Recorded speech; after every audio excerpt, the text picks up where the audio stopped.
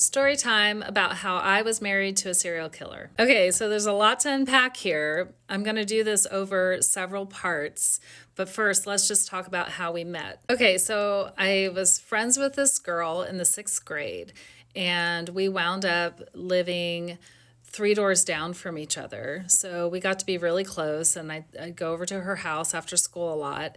And her brother was in the Navy, and so he wasn't around that much, and he was a lot older than I was, but he was in the Navy, and he would come home on leave. And that's how I got to know him, and I kind of had a crush on him. He was her older brother and everything. When I was about 16, he started flirting with me and decided to ask me out. And honestly, that probably sounds like a really red flag, but my family, their biggest red flag was just the fact that he was a lot older than me. But they felt kind of comfortable because they already knew the family and they could see how much we liked each other, so they supported it. Things moved really quickly, and before I knew it, he asked me to marry him.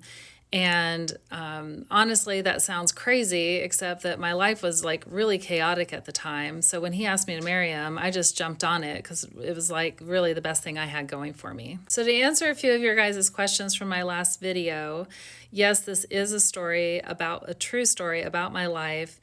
And you guys definitely did your research. My ex-husband was Richard Ivanitz. I have written a book, and I'm looking for a publisher and agent. But in the meantime, I'm going to keep answering your questions, so stay tuned for part 2.